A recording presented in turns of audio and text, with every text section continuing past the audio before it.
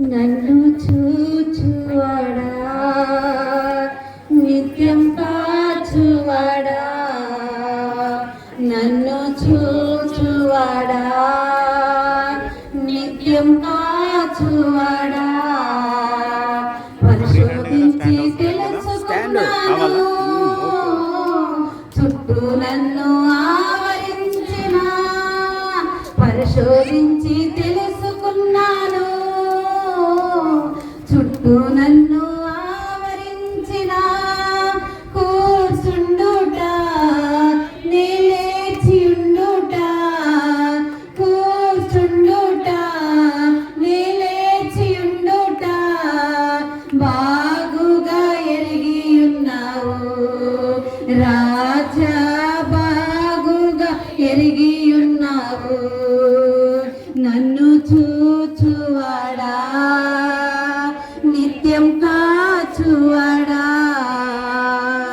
తలంపులు తపనయు అన్నీయు ఎరిగి ఉన్నావు, తలంపులు తపనయు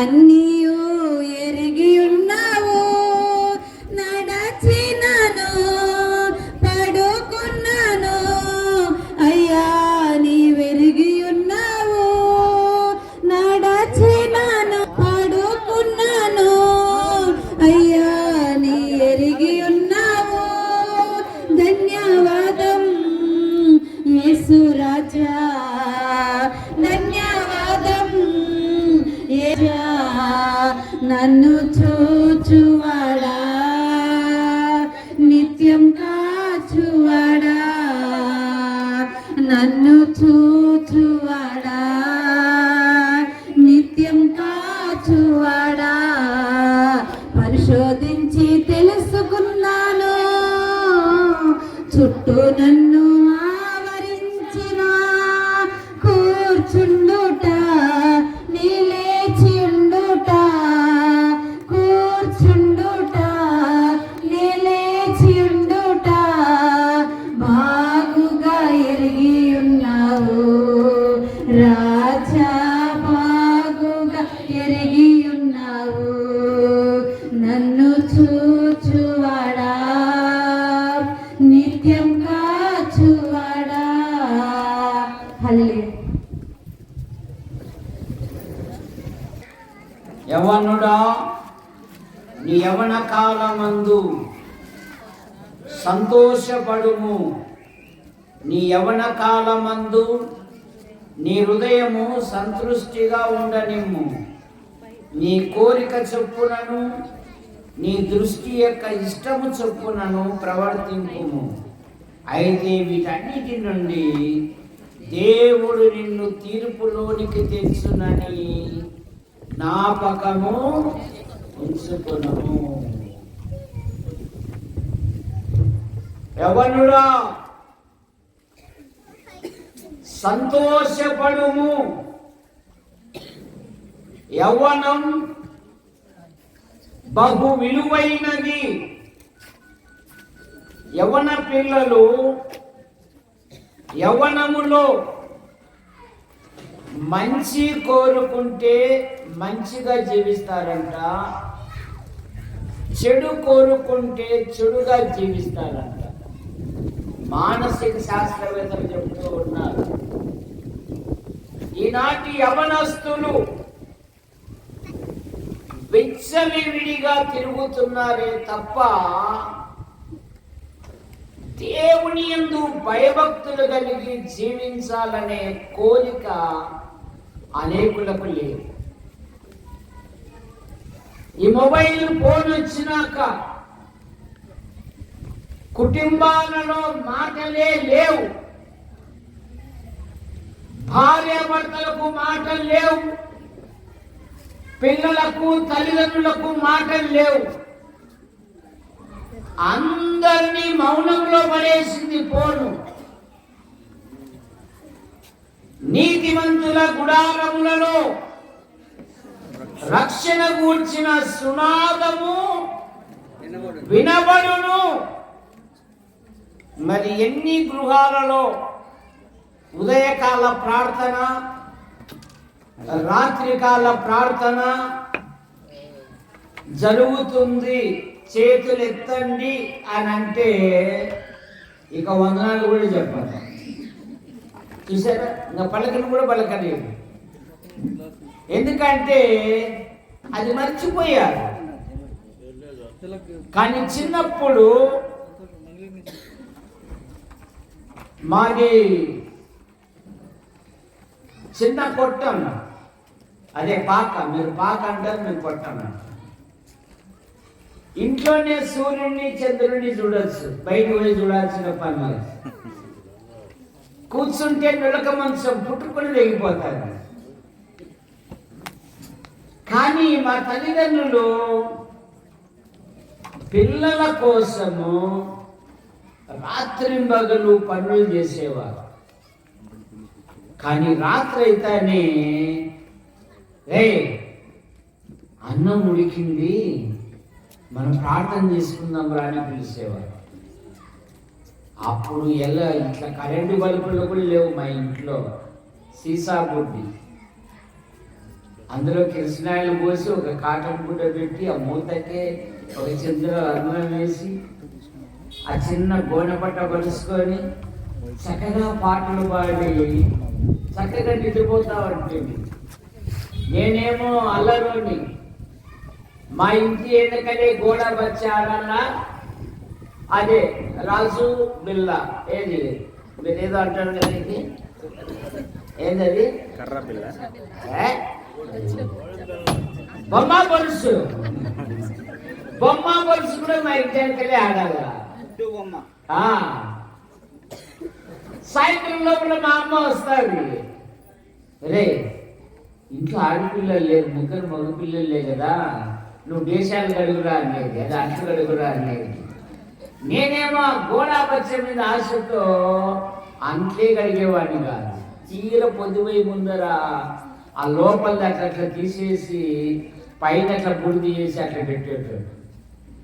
ఏదో దేశాన్ని గడగలేవాడిని పటాన్ని కొట్టేది మా అమ్మ.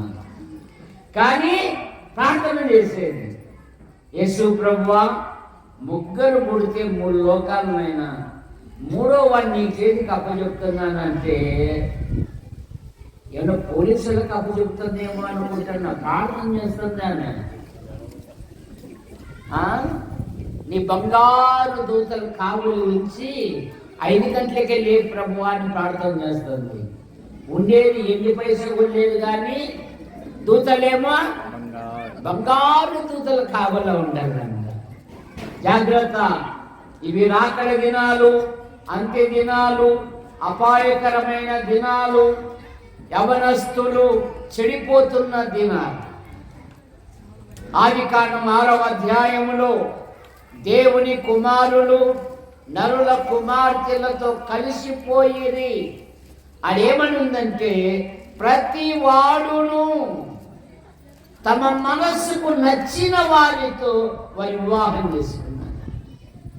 వరుస వాడి లేదు. చూసారా, జాగ్రత్త యవనుడా, నీ జీవితం విలువైనది, దేవునికి లెక్క అప్పగించాలి. నీ ఇష్టానుసారంగా జీవించడం కాదు. తల్లిదండ్రులను సంతోష పెట్టాలి, నువ్వు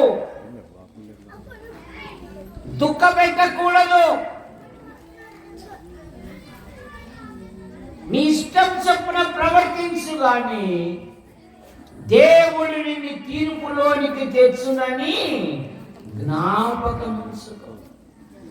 1 తిమోతి పత్రిక 6వ అధ్యాయములో 5వ అధ్యాయం 25వ వచనంలో కొందరి పాపములు తేటగా పైలుపడి న్యాయ తీర్పునకు ముందుగా నడుచుచున్నవి, మరి కొందరి పాపములు వారి వెంట సరిపోయినాక తక్కిలో బిక్కిలో కాదు,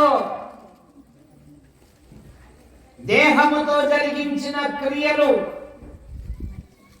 అవి మంచివైనా సరే చెడ్డవైనా సరే, మనలో ప్రతి దేవునికి లెక్క అప్పగించాలి. రోమాపత్రిక 14వ అధ్యాయంలో 7వ వచనము 2వ వచనంలో మనలో ప్రతివాడును దేవునికి లెక్క. నీ సమయము, నీ ధనము, నీ ఆరోగ్యము, నీ జీవితము కూడా.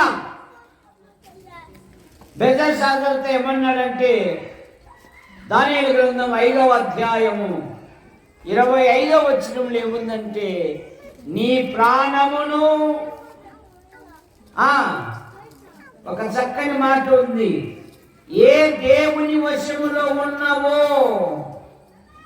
ఆయనను నీవు స్తుతించలేదు గనుక. ఇదిగో ఈ రాత్రి ఇదే రాజుగారు అంటున్నారు. 5వ అధ్యాయం దానియేలు గ్రంథం 24వ వచనం చదవండి.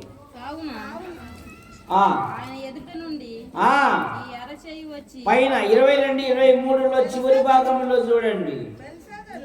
నీ ప్రాణమును నీ సకల మార్గములను ఏ దేవుని వశములో ఉన్నవో ఆయనను నీవు గణపరచలేదు.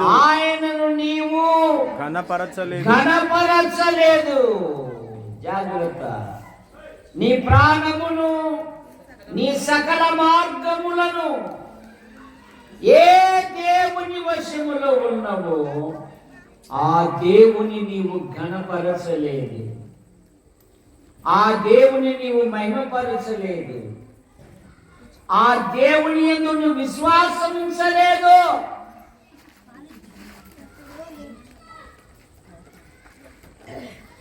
పిల్లలు అల్లరి చేస్తుంటారంటే కారణం ఎవరు చెప్పండి? మన మనసాక్షిని బట్టి చెప్తాం. పిల్లలు అల్లరి చేస్తుందంటే కారణం ఎవరు? వీధిలో వాళ్ళ, ఇంట్లో వాళ్ళమ్మా. ఏమో వీధిలో వాళ్ళంటుంది. ఎందుకు? ఆ క్రమము మన ఇంట్లో లేదు కనుక. ఏదైనా నా మాట మాట్లాడినావు, మన ఇంట్లో ఎవరు మాట్లాడరు కదా. ఎందుకని మాట్లాడుతున్నావు? వీడు ఆ వెంకటేష్ గారిని జత పట్టాడు, రేపు లాంటి 1 జత పట్టాడు ఇంట్లో ఉన్నాడు. మొక్కయి వంగంది సమూయేలు, పాలు మానిపిన సమూయేలు దేవుని సన్నిధికి వచ్చినప్పుడు చేసిన మొట్టమొదటి పని ఏంది చెప్పు? నువ్వే చెప్పు. ఇదిగో నీకు నీళ్ళు కూడా ఏం చూడంటాను. నువ్వు ఇట్లా మాట్లాడితే నీకు నీళ్ళు కూడా రావు చూడంటాను. సమూయేలు ఎప్పుడైతే దేవుని సన్నిధికి వచ్చాడో వాడు అక్కడే యెహోవాకు మొక్కాడంట. ఎవరు నేర్పారు? మొదటి సమూయేలు గ్రంథం 1వ అధ్యాయము 28వ వచనం. కాబట్టి యెహోవాకు ప్రతిష్ఠించుచున్నాను, వాడు బ్రతుకు దినములన్నిటను వాడి యెహోవాకు ప్రతిష్ఠితుడని చెప్పెను. అప్పుడు వాడు యెహోవాకు అక్కడనే, ఎవరు నేర్పారు? పాలు మాడిపిన వానికి వయసు ఎంత ఉంటుంది? 6 మాసాల పాలు మాంచింది. 6 మాసాలతో అన్నం పెడతారు. బాగా చూసిన 5 సంవత్సరాలు కూడా అన్నం పెడతాను. అన్నం పాలు ఇచ్చాను. పాలు మానిపిన వానికి ఎవరు నేర్పించారు? తల్లి, నైనా నేను లేస్తానే కొట్టుకుపోవాలనుకుంటే ఆ వీధిలో కసు ఊడుస్తూ చిచ్చి దీని ముఖం పొద్దున్నే చూసిన పోనీ ఈ వీధిలో పోదామంటే చిచ్చి ఈ పాడుకు పక్కనే కనపడింది. నన్ను సూటిపోటు మాటలతో వేధించేవారు నాయన. ఆఖరికి పెనిన్న కూడా ఎప్పుడు కొట్లాట పెట్టుకుందమ్మా? మై పెనిన్న ఎప్పుడు కొట్లాట పెట్టుకుంది? మా వీధిలో పెట్టుకోలేదే అంటాను నేను. నేను చెప్పేది బైబిల్లో పెనిన్న. అన్నము తినేటప్పుడు కొట్లాటలు వస్తాయి. పాపం ఆమె ఆహారం తినక ఆకలితోనే వస్తా ఉంది. ఇలా అయితే కాదు అని 1వ అధ్యాయం 19వ వచనములో తన హృదయము దేవునికి కుమ్మరించింది. ప్రభువా, నాకు ఒక మగ బిడ్డను దయచేసిన ఎడల అతనిని నీకు ప్రతిష్ఠించదను, నా స్వార్థం కోసము కాదు. అతను నీకు ప్రతిష్ఠిస్తా. ఒకరిని అడిగితే దేవుడు ఎంతమందిని ఇచ్చాడు?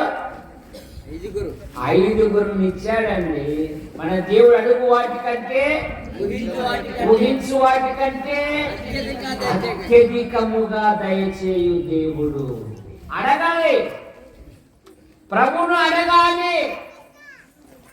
దేవుడు జవాబు ఇచ్చేంత వరకు మనం పరలోకాన్ని వెళ్ళేంత వరకు అడుగుతూనే ఉండాలి. అంత ఓపిక నాకు లేదు నాయనా అంటున్నాడు. ఆ ముస్లమ్మ చూడు, దేవునికి భయపడని వాడు, మనుషులు లెక్క పెట్టని వాడు. కానీ ముస్లమ్మ గ్రహించింది ఏమని, ఈయన నాకు న్యాయం తీరుస్తాడు అని. మాటి మాటికి సిగ్గుమాని చూసారా, ఆ అన్యాయస్తుడైన న్యాయాధిపతి ఆమెకు త్వరగా న్యాయం తీర్చాడు కదా. ఇప్పుడు దేవుని జవాబు చూడు, లూకాసు వార్త 18:6-7 వచనాలలో దేవుడు తాను ఏర్పరచుకొనిన పిల్లలు దివారాత్రములు మొరబెట్టుచుండగా ఆయన వారికి న్యాయము తీర్చడా? వారికి త్వరగా న్యాయము తీర్చును కదా. మనం అడగడం లేదు, అడుగుతూ ఉన్నాం. అడగడం లేదు కానీ అడుగుతున్నాం. అలా అయితే ఏం సాధించలేదు. ఎప్పుడైతే దేవుని మందిరంలో వదిలిపెట్టిపోయిందో అన్న దైవజనుడయ్యాడు సమూయేలు. 1 సమూయేలు గ్రంథం 9వ అధ్యాయము 6వ వచనం చదవండి.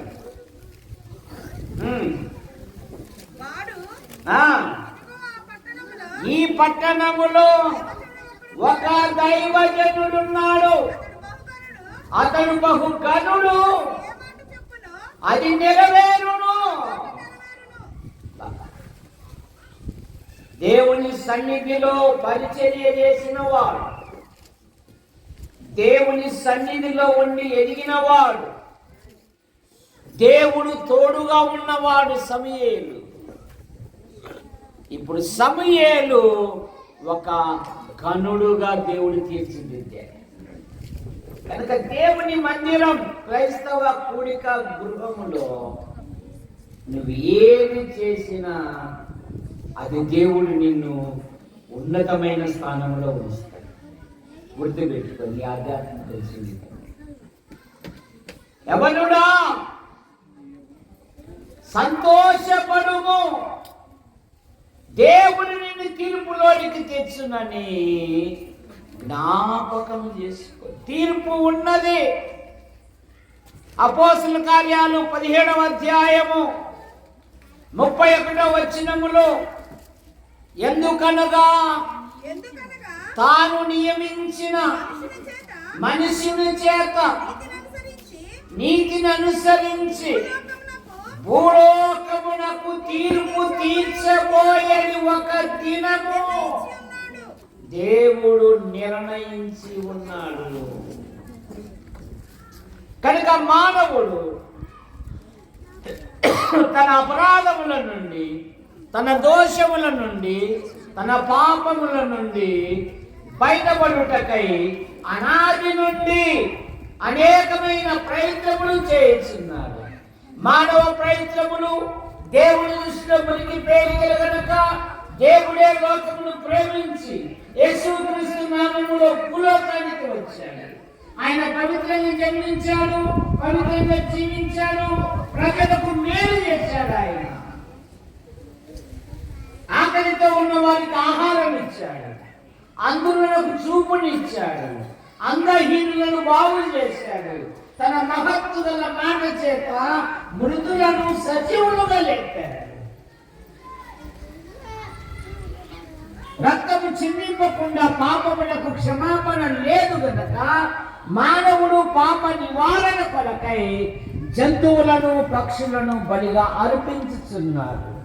జంతువుల యొక్క రక్తము, పక్షుల యొక్క రక్తము పాపములను తీసివేయుట అసాధ్యము గనక లోక పాపం మోసుకొని పోవు దేవుని గొర్రెపిల్లగా మన పాపముల కొరకు, మన దోషముల కొరకు, మన అపరాధముల కొరకై ఆయన ఉమ్మి వేయించగా పెరుగు వారికి నా గడ్డను అప్పగించను, కొట్టు వారికి నా వీపును అప్పగించింది. ఆ తీర్పు ఎక్కడికి వెళ్ళినప్పుడు తీర్పై భార్య అంటున్నది, ఆ నీతిమంతుడు జోలికి వెళ్ళారు. తీర్పులు అంటున్నాడు, ఈ నీతిమంతుల విషయంలో నేను నిరపరాధి.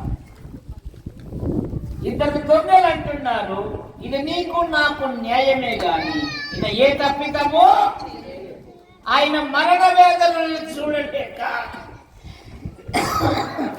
సూర్యుడు అదృశ్యుడయ్యాడు, భూమి తల్లడిల్లి మహాభూకంపం వచ్చింది. ఆయన సమాధికి కాబట్టి ఉన్న శతాధిపతి అంటున్నాడు, ఈయన నిజముగా దేవుని ఇట్టి పరిశుద్ధుడు. మన పాపముల కొరకు, మన దోషముల కొరకు, మన అపరాధముల నిమిత్తమై ఆయన శిలువలో బలియాగమయ్యాడు. యేసు రక్తము ప్రతి పాపము నుండి మనలను పవిత్రులుగా చేయనని బైబిల్ శ్రమిస్తా ఉంది. రక్తము చిందింపకుండా పాపములకు క్షమాపణ లేదు గనక మానవుడు పాప నివారణ కొరకై జంతువులను పక్షులను బలిగా అర్పించుచున్నాడు. జంతువుల యొక్క రక్తము, పక్షుల యొక్క రక్తము పాపములను తీసివేయుట అసాధ్యము గనక సర్వ ప్రజల పాప నివారణ కొరకై ఆయన ఒక్కసారి బలి అర్పించాడు. కానీ మతస్థుడైతే ప్రతి సంవత్సరము డిసెంబర్ వస్తే రాక్షకుడు ఉదయించిన డట అనుమానంలోనే అన్నాడు. ఉదయించిన డట అంటున్నాడు, ఉదయించాడు.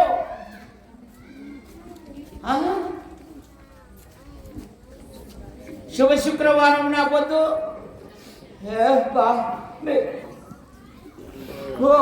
భావన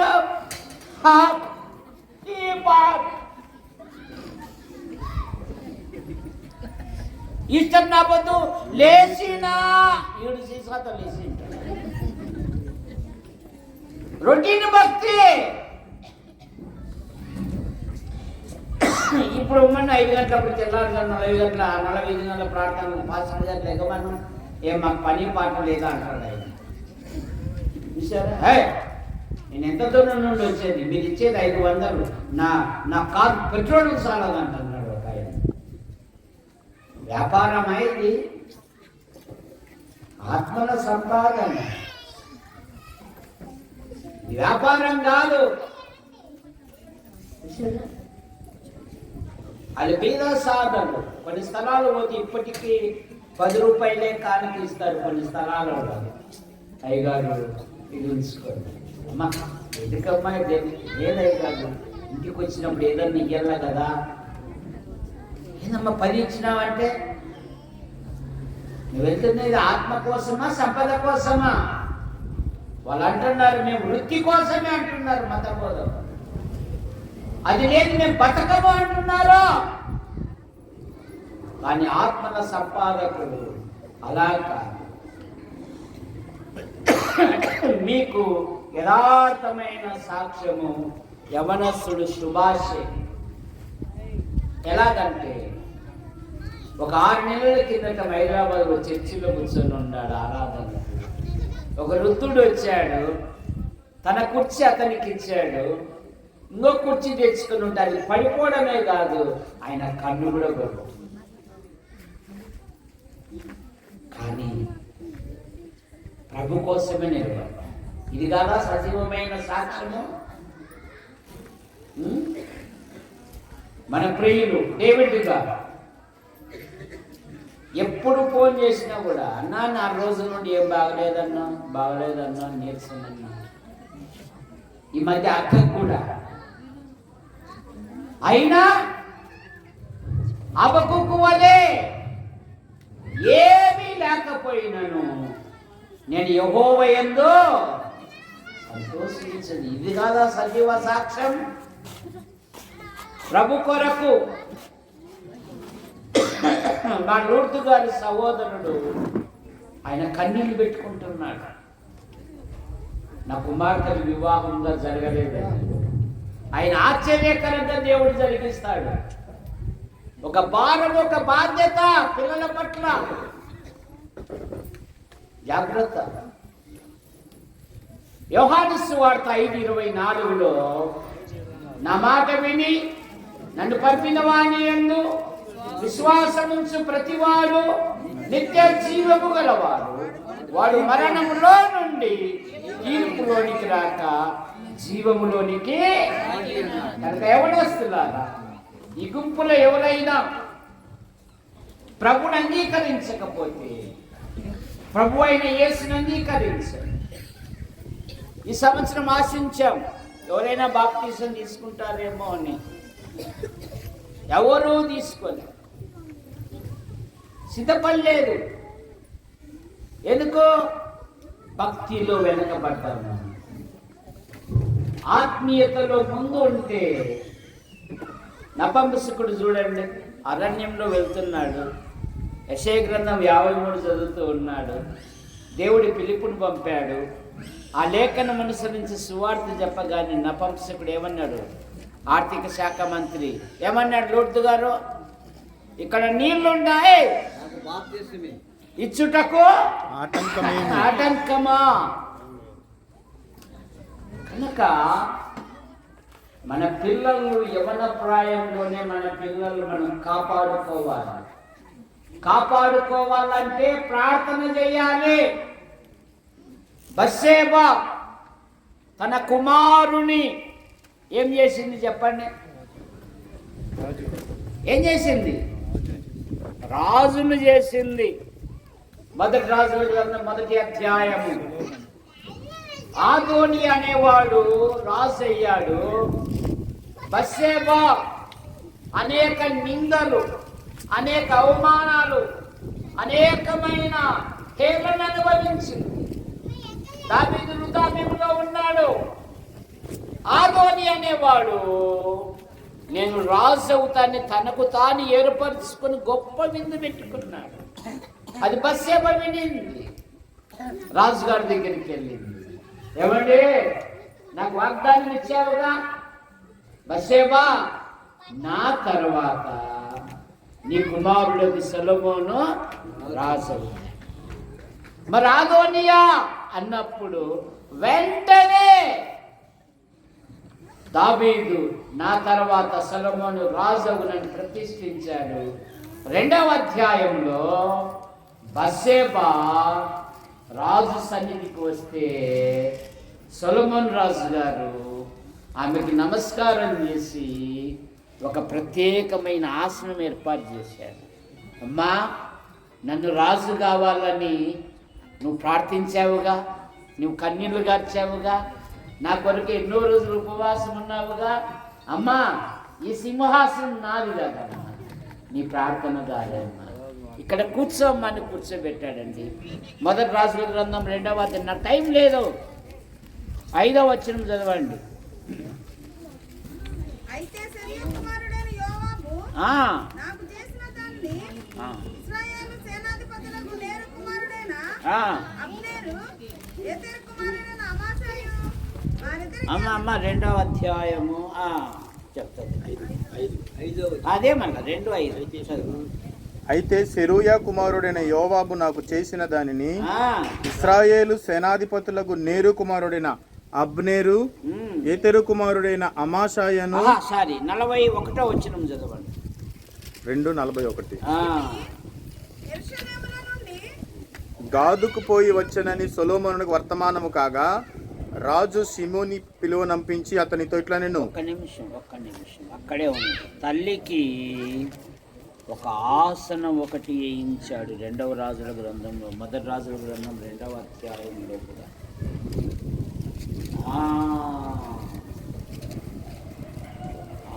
19:20 2వ అధ్యాయము 19:20. బత్షెబా రాజైన సొలొమోను వద్దకు అదోనియా పక్షమున చెప్పుటకు వచ్చినప్పుడు రాజు లేచి ఆమెకు ఎదురుగా వచ్చి ఆమెకు నమస్కారం చేసి సింహాసనం మీద ఆసీనుడై తన తల్లి కొరకు ఆసనం ఒకటి వేయింపగా ఆమె అతని కుడి పార్శ్వమున కూర్చుండెను. మా అమ్మగారు వస్తున్నారు ఈరోజు ఇక్కడ కూర్చోవడానికి కారణం ఏమంటే మా తల్లి గారు. మీరందరూ తప్పట్లు కొట్టండి, ఒకసారి తప్పట్లు కొట్టండి గట్టిగా. మా వందనాలు మా, నా కొరకు నువ్వు కన్నీళ్ళు పెట్టావుగా, కన్నీళ్ళు గడిచావుగా, ఆకలి దెప్పులు ఉన్నావుగా, నా రక్షణ కొరకు నువ్వు ప్రార్థించావుగా, నన్ను రాజుగా చేయాలని ఇష్టపడ్డావుగా, నేను రాజు అయినానమ్మా. ఇదిగమ్మ ఇక్కడే కూర్చోమ్మా నా పక్కన. ఇది ఈ సంతోషం ఎక్కడుంది?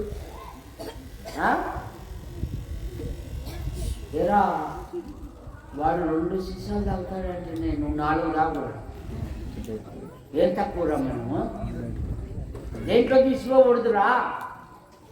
మా వాడు 50,000 ఫోన్ వస్తే నువ్వు 1,00,000 కొన్నా ఆపిల్ ఫోను. దీనిల మీద ఉంది కానీ మన పిల్లల కొరకు ప్రార్థిస్తున్నామా? మన పిల్లల క్షేమం కొరకు కన్నీళ్లు గారుస్తున్నామా? మన చూపంతా పొరుగింటి మీదనే, మన కొంప కాలిపోతుందనే ఆలోచన ఉండడమే లేదు.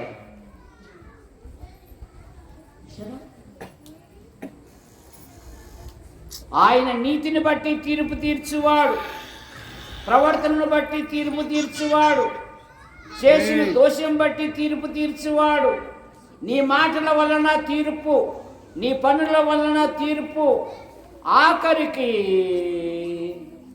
నువ్వు చేసే ప్రవర్తనను బట్టి దేవుడు నిన్ను తీర్పు తీర్లేకి తీసుకొని వస్తాడు. జాగ్రత్త. మన పిల్లలను ప్రభు కొరకు. ఉదయం సహోదరుడు ఒక మాట అన్నాడు కదా, జబదయి కుమారుల తల్లి ప్రభు దగ్గరికి వచ్చి, ఏమమ్మా వచ్చావు? ప్రభువా, వీరికి పోయా నిర్దేశం పేరు పెట్టావు కదా, ఒలివేలు వారని.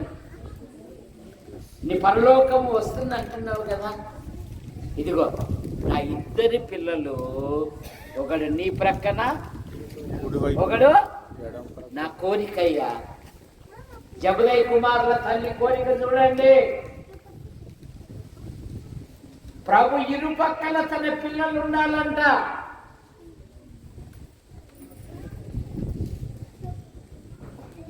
మరి మన పిల్లలు పాడైపోతా ఉంటే నీ హృదయం కరగదా?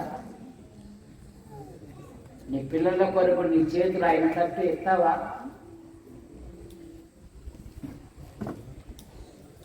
ఏలి కుటుంబం ఒక్కరోజే పతనమైపోయింది. ఎందుకు? మొదటి సమూయేలు గ్రంథం 2:29లో ఏలీతో దేవుడు అంటాడు, నాకంటే నీవు నీ పిల్లలను గొప్పగా చేసుకొనిచున్నావు.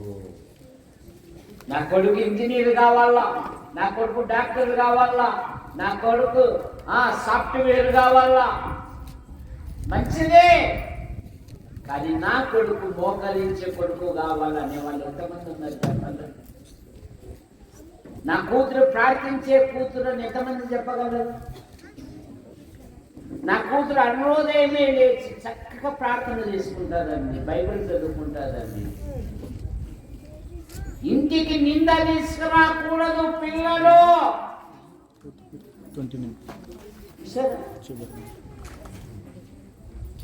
పరుపు హత్యలు జరుగుతాయి, పరువు హత్యలు.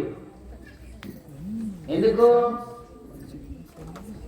వరుడు చిన్న కులం వాడు, వధువు పెద్ద కులం, ప్రేమించి పెళ్లి చేసుకుంటారు. మా పరువు ఏమవుతుంది? సరేలేండి మీ ఇష్టానుసారంగానే ఉందిరండి అని సమాధానంగా పిలుచుకొస్తారు. ఇంట్లోకి వేస్తారు నీ కుమార్తె. నా పరువు తీసింది, వీడు మా పరువు తీశాడు. ఏమైనా మన పిల్లలు మనం కాపాడుకోవాలి. నిర్గమకాండంలో ఇశ్రాయేలుతో ఏమన్నాడంటే దేవుడు, వారి ఉన్న స్థలము వారితోనే నిండి ఉందంట, ఎవరు లేరంట అక్కడ. అయిపోయింది మొదటి అధ్యాయం చూడండి. నిర్గమకాండం మొదటి అధ్యాయం. ఒక శ్రేష్టమైన మాట చూడ, మాట చదువుకొని నేను సమయం ఇచ్చేస్తా. మొదటి అధ్యాయము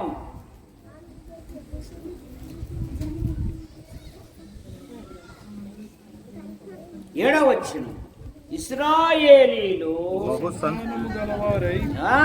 అభివృద్ధి పొంది విస్తరించి అత్యధికముగా ప్రబలిరి. వారున్న ప్రదేశము అన్యులు లేరంట, ఇక లోకస్తులు లేరంట, దేవుని ఎరగని వారు లేరంట. ఎవరుండాలా? దేవుని యందు భయభక్తులు కలిగిన పిల్లలు ఉండాలి. యోహానంకులు, ఎవడైనా నా ఇంటిలో ఆరాధనకు రాకపోతే వాడు భోజనం చేయకూడదు అనేవాడు. ఆదివారం 4 కొడుకులు 3 కుమార్తె. ఆదివారం ఆరాధనకు రాకపోతే వాడు ఎవడైనా దాన్ని ఆ ఇంట్లో భోజనం చేయకూడదు అన్నవాడు. మనం ఈ మాట అనగలవా? నువ్వు మర్చిలో చెప్తావు, హృదయ మాదిరి ఉండి ఆడిన బాగా తిని. నా ఊళ్ళో ఒక ఆమె ఉంది, ఓడలు వేస్తుంది, దాదాపు 6 అడుగులు ఉంటుంది నట్స్. నువ్వు బాగా చెప్తావు మామ, ఆడిన బాగా తిని గుండ్రాయి మాదిరి ఉంది, ఇక్కడ మాకు పిల్లల్లా అంటారు. మన పిల్లల్ని కాపాడుకుందాం. మన పిల్లల కొరకు మన కన్నీళ్ళు కాదు. యేసు ప్రభు అన్నాడు కదా, తండ్రులారా నా కోసము, మీకోసం, మీ పిల్లల కోసము తిమోతిని, ఒక వృద్ధురాలు తల్లి కలిసి తన కుమారుని దైవజనునిగా చేసేదండి. పౌలుతో ఏమన్నాడు? నా కుమారుడా అన్నాడు, ఓ యవనుడా అన్నాడు, ఓ దైవజనుడా.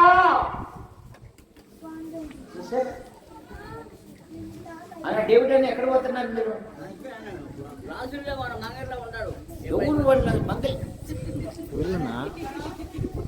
కనుక మన ఆధ్యాత్మిక జీవితంలో యెహోషువ వలె ఒక ధైర్యం చెప్పాలి. ఏమా ధైర్యము? నేనును నా ఇంటి వారును యెహోవాను సేవించు. యెషయా ప్రవక్త 8:18 యెషయా గ్రంథం, నేనును యెహోవా నాకిచ్చిన పిల్లలు ఇశ్రాయేలు మధ్య సూచనలుగాను మహత్కార్యములుగాను సియోను కొండ మీద ఉన్న యెహోవాకు మేము ఇశ్రాయేలుల మధ్య సాక్షులుగా ఉన్నాము. ఎలా ఉన్నారంట? దేవునికి సాక్షులుగా. ఇశ్రాయేలుల మధ్య మా కుటుంబము యేసు ప్రభువునకు సాక్షిగా, సాక్షులుగా ఉన్నాం మేము. కానీ కొన్ని కుటుంబాలలో తల్లిదండ్రులు ఆరాధకులే కానీ పిల్లలు దేవుని మందిరానికి వచ్చేవారు కాదు. పిల్లలు దేవుని యందు విశ్వాసం ఉంచేవారు కాదు. పిల్లలు దేవునికి లోబడేవారు కాదంట. చదవండి మొదటి సమూయేలు గ్రంథం 2:29. నీవు నాకంటే, దేవుని మాట, నీ పిల్లలను గొప్ప చేసుకొనుచున్నావు. దొరకలేదా? దొరకండి. రాజమండ్రి వారు ఎట్లుండాలా అసలు? నా నివాస స్థలమునకు నేను నిర్ణయించిన బలి నైవేద్యములను మీరేలా తృణీకరించుచున్నారు? మిమ్మును క్రొవ్వబెట్టుకొనుటకై నా జనులకు ఇశ్రాయేలుల చేయి నైవేద్యములలో శ్రేష్ఠ భాగములను పట్టుకొనుచు నాకంటే నీ కుమారులను నీవు గొప్ప చేయుచున్నావు. నాకంటే, దేవుని కంటే నీ కుమారులను. మా అసలే రంగు తక్కువ, వచ్చేవాడు చేసుకుంటాడో చేసుకోడో, 15 లేకబాకే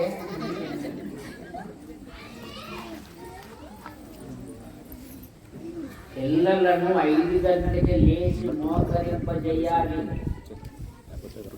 చూసారా? అది మానేసాం మనం. యోబు దేవుని యందు భయభక్తులు కలిగిన వాడు. అమ్మా ముందర స్థలం ఉందమ్మా, ఏమనుకోకుండా ఒక్క అడుగు ముందుకు రండి, ఇక్కడ ఉంది స్థలం. దేవుని యందు భయభక్తులు కలిగిన వాడు, చెడుతను విసర్జించిన వాడు, నీతిమంతుడు, న్యాయవంతుడు, యథార్థవంతుడు, దేవుని యందు భయభక్తులు కలిగిన వాడు, తూర్పు దిక్కు జనులలో అతడే గొప్పవాడు.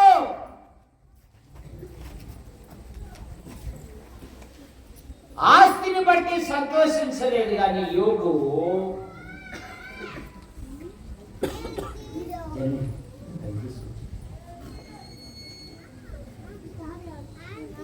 కుటుంబం పెద్దది, 7 కుమారులు, 3 కుమార్తెలు. కుమార్తెలను గురించి పరిశుద్ధాత్మ దేవుడు ఏమని రాశాడు? అతని కుమార్తెల వంటి సౌందర్యవంతులు ఆ దేశములు వెదికినను కనబడలేదు.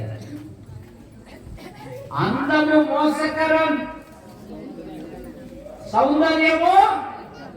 కానీ యోబు తన పిల్లలు దేవుని కోపానికి, దేవుని శాపానికి, దేవుని తీర్పునకు ఎక్కడ గురి అవుతారని ధనవంతుడైన యోబు, యథార్థవంతుడైన యోబు, చెడుతను విసర్జించిన యోబు అరుణోదయమే లేచి వారిని పవిత్ర పరుచుచూ వచ్చెను.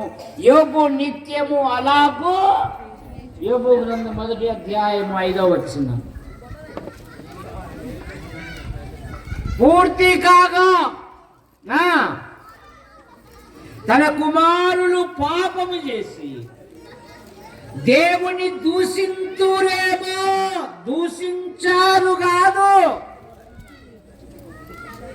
దేవుని దూషింతురేమో అని వారిని పిలువనంపించి వారిని పవిత్రపరిచి అరుణోదయమే లేచి వారిలో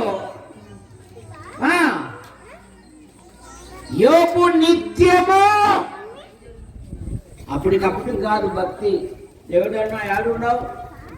అదే అమ్మాయికి పెళ్లి కుదిరిందన్నా పాపకు బాప్తీసం ఇయ్యాలా, అప్పటికొచ్చాది బాప్తీసం గుర్తు. దేవుడన్నా ఏడున్నావు? మీ అల్లుడు కాలేజీ కంటే పంపుద్ది అమ్మాయిని పట్టుకొని వచ్చినాడు. ఇప్పుడు నలుగురిలో నవ్వుబాట్లు వేస్తామన్నా ఎవరో ఒక పాత్రలో పిలిచిన పెళ్ళైనా చేస్తాను. ఏంటి తప్పుడా? ఏమోనా వాడు అంటున్నాడు పైగా, డాడీ ఈ అమ్మాయిని ప్రేమించా. అమ్మా నువ్వు అంగీకరిస్తే లోపలికి వస్తావు, మీరు అంగీకరించకపోతే మీ ఇంటి ఎదురుందని అద్దెకుంటాం.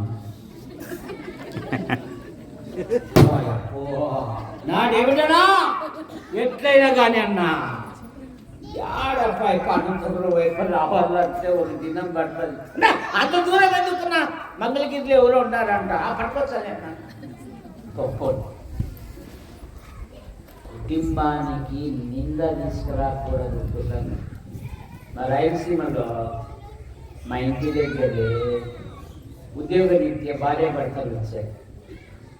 ఆ అమ్మాయికి గాలి వచ్చే కొట్టుకొని పోయేది అట్లా ఉంటుంది. ఇప్పుడు ఫోన్ పడిపోయినట్టు 6 నుంచి 6 అడుగులు ఉంటాడు, 10 మంది కొట్టేది అట్లా ఉంటాడు.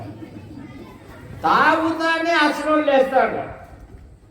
అమ్మాయి ఏం చేసిందంటే వేట కూడా వాళ్ళు తీసుకొని వచ్చి భర్త చేతిలో పెట్టి, నాలో నీకేదైనా బలహీనత కనపడితే ఈ వేట కొడవడితో నిత్యం నిలువన 2 భాగాలు చేసేయాలి. వాళ్ళ అసలే కడప. తన కుమారుని ప్రార్థన ద్వారా, తన కుమార్తెను ప్రార్థన ద్వారా వారు ఇప్పుడు ఉద్యోగాలు చేసుకుంటున్నారు. ఆడ తాగడిపోతే అది ఇప్పుడు ప్రార్థనే.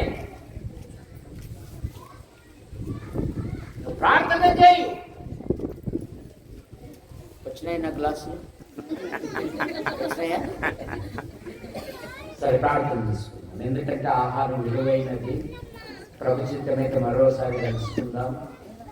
మరి దైవజనునికి అక్కకు ఒక చిన్న సన్మానం. నేనే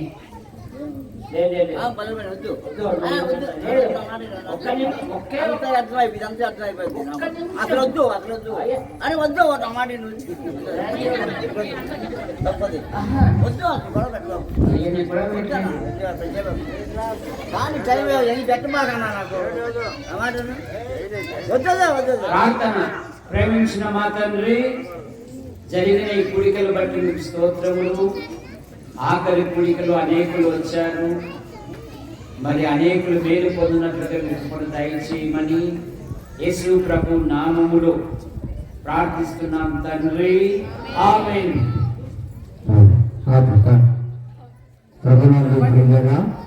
సమయం 9 గంటలు దాటండి.